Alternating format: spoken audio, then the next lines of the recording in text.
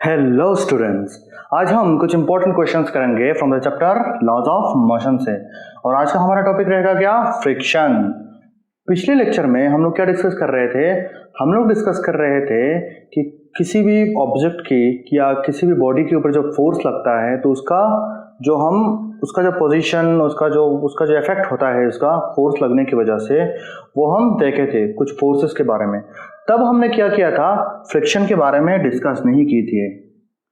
लेकिन हम जानते ही है कि जब भी किसी भी ऑब्जेक्ट के ऊपर फोर्स लगेगा, जैसे मान लीजिए ये वाला एक ब्लॉक है, ब्लॉक एक टेबल पे ऊपर खड़ा हुआ है, अगर हम इसको इस तरफ पुश करेंगे ना, तब इसको क्या होगा?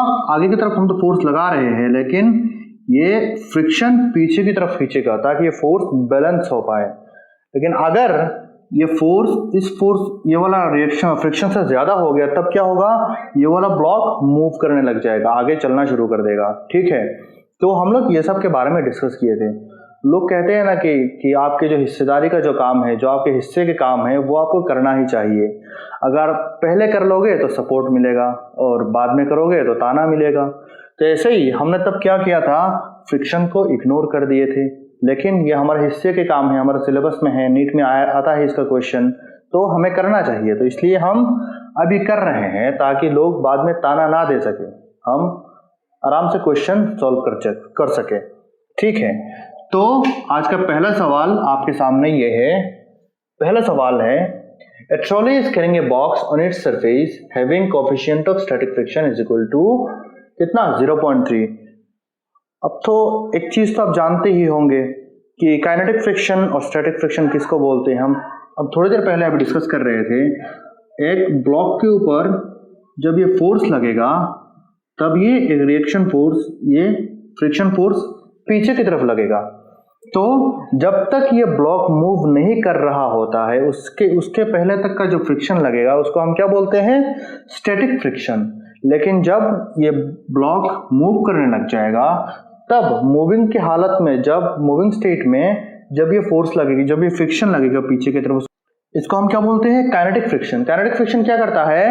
इस ब्लॉक को आगे जाने से रुकने की कोशिश करता है। मतलब ये जो पहले जो स्टेट था, जो स्टेशनरी स्टेट, वो लाने की कोशिश करता है। ठीक है, जो ब्लॉक मूव कर रहा है उसको रोकने की कोशिश करता है, फोर्स को बैलेंस करने की कोशिश करता है।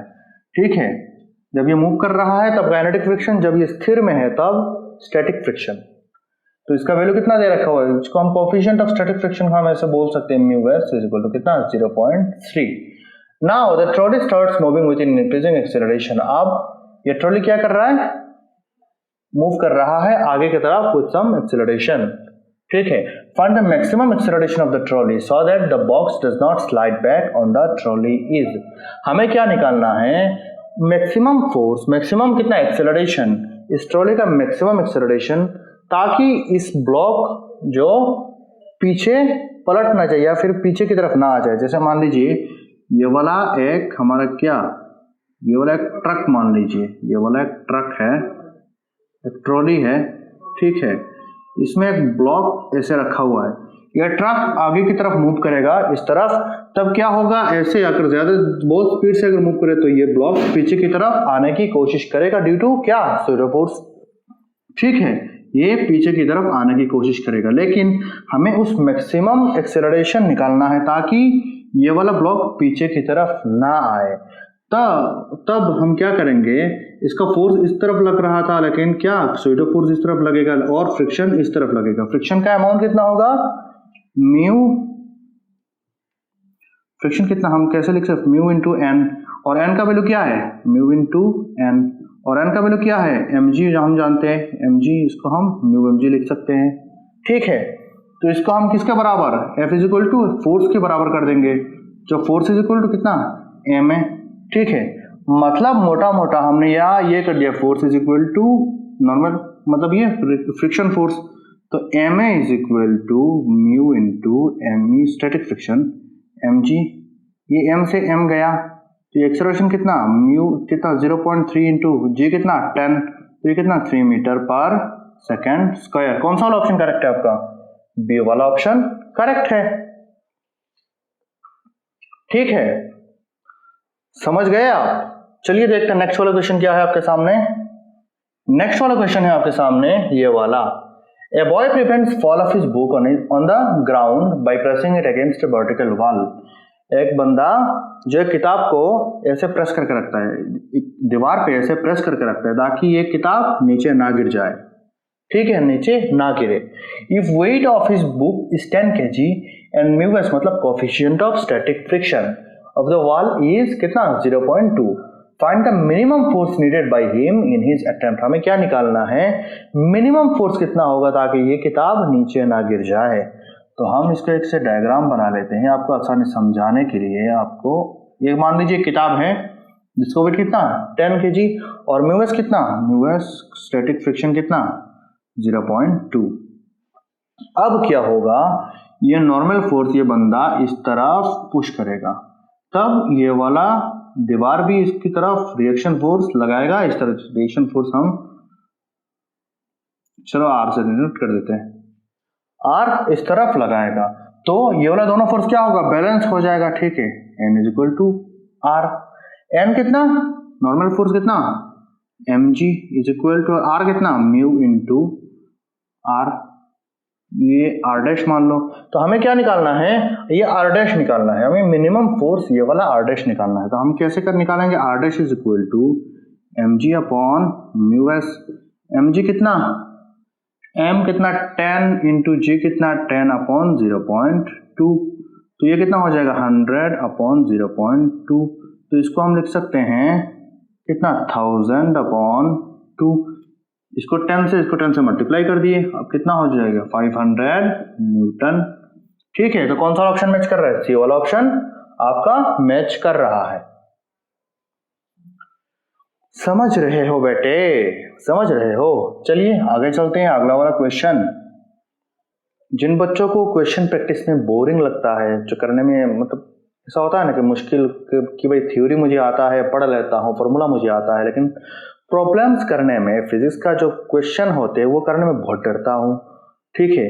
तो इन बच्चों के लिए सीरीज बहुत फायदेमंद होगा, क्योंकि हम क्या कर रहे हैं, साथ साथ क्वेश्चंस प्रैक्टिस करा रहे हैं जो इंपॉर्टेंट क्वेश्चंस हैं, ठीक है, वो हम आपको कराते जा रहे हैं, जो आपके कॉन्फिडेंस को बहुत अच्छे से बूस्ट करेगा और आपके नीट की एग्जाम में बहुत आसानी हो जाएगा आपके लिए, ठीक है। तो साथ में बने रहिए, क्वेश्चन प्रैक्टिस करते रहिए। और आपको तो पता ही है कि हम जब क्वेश्चंस कराते हैं तब उसके साथ साथ उसके रिलेटेड जो थ्योरी है वो भी आपको समझा देते हैं। जिनको थ्योरी अच्छे से याद नहीं है उनको भी थ्योरी याद आ जाता है, ठीक है। तो इसलिए बहुत अच्छा सीरीज है, आप करते जाइए। नेक्स्ट वाला क्वेश्चन आपके सामने ये वाला। A system consists of 3 masses। ये वाला एक सिस्टम दे रखा हुआ है, ये पुली मास सिस्टम एक लगा हुआ है, 3 masses m1 m2 and m3, ठीक है, connected by a string passing over a pulley p, ठीक है। ये पुली के ऊपर ऐसे चल रहा है, ठीक है। The mass m1 hangs freely and m2 and m3 are on a rough horizontal table, the coefficient of friction is mu. ये m1 लटका हुआ है और m2 एंड m3 क्या टेबल के ऊपर है। तो आगे क्या है, the pulley is frictionless, pulley frictionless है एंड ऑफ नेग्लिजिबल मास, ठीक है। The downward acceleration of mass m1 है, m1 हमें पूछा है। चलिए इसको थोड़ा बड़ा करके बना लेता हूँ। ऐसे कॉन्सेप्ट क्या रहेगा, कॉन्सेप्ट ये रहेगा कि इसका जो इन दोनों का मास सेम है, यहाँ m1 m2 और m3 तीनों का मास सेम है। ये जो ब्लॉक होगा ग्रेविटी के कारण, मोशन अंडर ग्रेविटी होगा ये, तो ये ग्रेविटी के कारण क्या होगा, ये नीचे की तरफ जाएगा, मतलब कुछ एक्सेलरेशन के साथ ये नीचे की तरफ जाएगा। जब ये नीचे की तरफ जाएगा तब ये दोनों भी आगे की तरफ जाने की कोशिश करेंगे या फिर जाएंगे। जब जाएंगे तब क्या होगा, इसके पीछे की तरफ क्या लगेगा, फ्रिक्शन लगेगा। हम ये सब फोर्स जो हम डिस्कस किए हैं ये सब बैलेंस कर देंगे, हमारा आंसर जो है वो निकल जाएगा। हमें एक्सेलरेशन निकालना है, ठीक है। तो हम यहाँ बड़ा करके या थोड़ा बना लेते हैं आसानी के लिए। ये मान लीजिए टेबल, ये है आपका पुली, ये मास m1 नहीं, हम इसको m लिख रहे हैं क्योंकि m1 m2 m3 ये सब m के बराबर है, ठीक है। ये m है। अब ये mg नीचे की तरफ लगेगा, इसके ऊपर एक टेंशन लगेगा, T1 मान लेते हैं इसको, या फिर T मान लेते हैं इसको, T टेंशन T, ठीक है। अब एक्सेलरेशन किस तरफ, नीचे की तरफ लगेगा। ये हो गया, इसकी बात खत्म। अब ये वाला टेंशन इस तरफ जाएगा तो यहाँ टेंशन क्या लगेगा, टी लगेगा, ठीक है। यहाँ टेंशन टी लगेगा तो यहाँ फिर टेंशन टी, और ये वाला यहाँ पे टी टेंशन लगाएगा, और ये नीचे की तरफ खींच रहा है तो ये वाला कितना म्यू एम जी नीचे की पीछे की तरफ लगेगा, और इसका भी म्यू एम जी कितना पीछे की तरफ लगेगा, ठीक है। अब इसको एक सिस्टम मान लेते हैं, क्योंकि मास दोनों का सेम है, फ्रिक्शन भी सेम है, टेंशन का भी सेम है, सबका मास हम एम और एम दोनों को हम ट्वाइस मान लेते हैं आसानी के लिए, ठीक है। हम अब इक्वेशन बनाएंगे, क्या करेंगे, ये वाला एम जी नीचे की तरफ, एम जी माइनस टी ऊपर की तरफ, दोनों डायरेक्शन अलग अलग है हमने इसलिए माइनस इक्वल टू कितना एम ए, ये वाला पहला इक्वेशन, ठीक है। अब यहाँ पे टी इस तरफ आगे की तरफ लग रहा है, टी ये एक्सेलरेशन भी आगे की तरफ लगेगा, एक्सेलरेशन इस तरफ लगेगा, ठीक है। टी माइनस कितना 2 mu M G, 2 mu M G equal to कितना 2 एम ए, ये वाला दूसरा इक्वेशन, ठीक है। एक्सेलरेशन इस तरफ, टेंशन इस तरफ, ये पीछे की तरफ, फ्रिक्शन, तो T minus 2 mu M G equal to 2 mu है। हमें क्या निकालना है, एक्सेलरेशन निकालना है, acceleration of the mass m1 निकालना है, ठीक है। तो हम क्या करेंगे, इसको ऐड कर लेते हैं, ठीक है। 1 + 2 ऐड करने से क्या होगा, एक्सेलरेशन एक्सेलरेशन एक तरफ है, ये हो जाएगा, ये टेंशन का कट जाएगा क्योंकि एक प्लस है एक माइनस है, ठीक है। तो हम ऐसे लिख लेते हैं m g minus T plus T minus 2 mu M g is equal to कितना 2 m a plus m a कितना 3 एम ए, ठीक है। ये प्लस टी से माइनस टी गया, एम एम एम गया, तो ये कितना रहा 3a is equal to g minus 2 mu g. अब जी कॉमन ले लिया हमने, जी इंटू 1 माइनस 2 न्यू, तो एक्सेलरेशन कितना होगा, acceleration is equal to G by 3 into 1 minus 2 mu. कौन सा ऑप्शन मैच कर रहा है, G by 3 into 1 minus 2 mu, कौन सा, सी वाला ऑप्शन आपका मैच कर रहा है, ठीक है। कितना आसान चीज है। हमने क्या किया, यहाँ की जो फोर्स है ये हमने बैलेंस कर दी है, यहाँ की जो फोर्स है जितना भी फोर्स है इधर उधर का लग रहा था ये हमने बैलेंस कर दिए, दोनों इक्वेट कर दिए, बात खत्म, ठीक है। बस इतना ही आसान है। नेक्स्ट वाला क्वेश्चन है आपके सामने ये वाला, A box of mass 8 kg is placed on a rough inclined plane of inclination 30 degree। एक बॉक्स 8 किलो का एक बॉक्स क्या कर रहा है, एक प्लेन पे इंक्लाइंड प्लेन पे रखा हुआ है जिसका इंक्लिनेशन कितना 30 डिग्री है। It's downward motion can be prevented by applying A horizontal force F। इसका जो डाउनवर्ड मोशन है इसको हम कैसे रुक सकते हैं, एक फोर्स हॉरिजॉन्टल फोर्स F लगा के इसको हम रुक सकते हैं। The value of F for which friction between the block and the inclined surface is minimum। हमें क्या निकालना है कि एक फोर्स F उसका और फ्रिक्शन कब उसका जब मिनिमम हो तब उसका वैल्यू निकालना है। चलिए हम देखते हैं, ये वाला एक डायग्राम बना के आराम से देख लेते हैं। इसका मास कितना 8 kg, ठीक है, और ये वाला एंगल कितना 30 डिग्री, ठीक है। अभी के लिए इसको थीटा मान लेते हैं ताकि, और इसको m मान लेते हैं ताकि हमारा कैलकुलेशन थोड़ा आसान हो जाए। बाद में क्या करेंगे, थीटा के वैल्यू पुट कर देंगे, हमारा आंसर आ जाएगा, ठीक है। अगर ये m इस तरफ लग रहा है तो mg किस तरफ, नीचे की तरफ लगेगा, ठीक है। और f कितना हॉरिजॉन्टल लग रहा है, ये वाला कितना, अगर ये वाला थीटा है तो ये वाला भी थीटा होगा, तो f कितना, ये f cos थीटा इस तरफ आ जाएगा, f cos थीटा, ठीक है।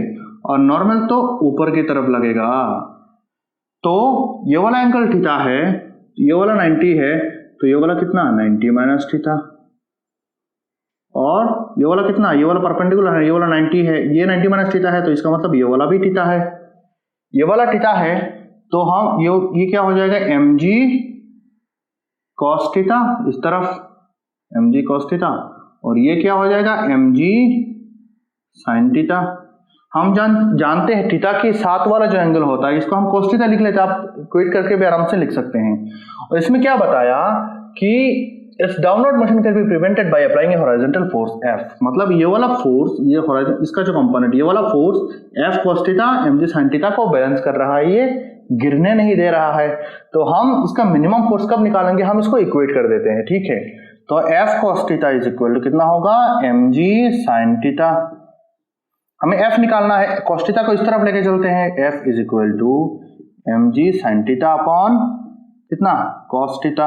तो ये हो जाएगा आपका mg tan थीटा, और मास कितना 8 kg, g कितना tan थीटा, ये एंगल कितना है 30 डिग्री, tan 30 डिग्री कितना 1/√3। तो ये हो जाएगा आपका 80/√3। कौन सा ऑप्शन आपका मैच कर रहा है, ये वाला ऑप्शन मैच कर रहा है, ठीक है, खत्म। चलिए देखते हैं अगला वाला क्वेश्चन क्या है। अगला वाला क्वेश्चन है आपके सामने ये वाला। A car is moving with speed of 10 metre per second. A car जो 10 मीटर पर सेकंड में मूव कर रहा है।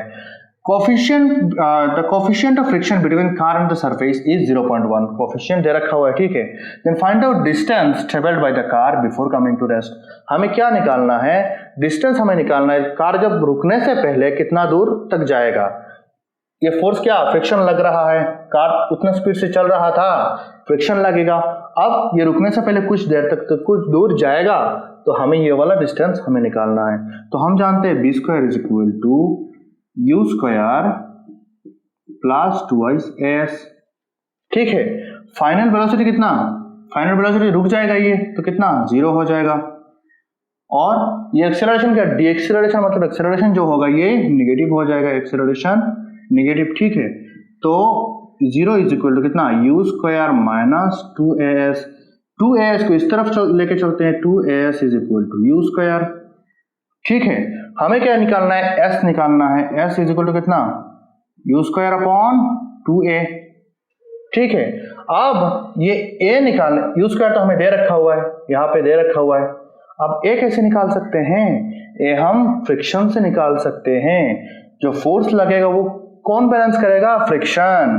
तो F is equal to mu mg, मतलब F इज इक्वल टू कितना, ma is equal to mu mg।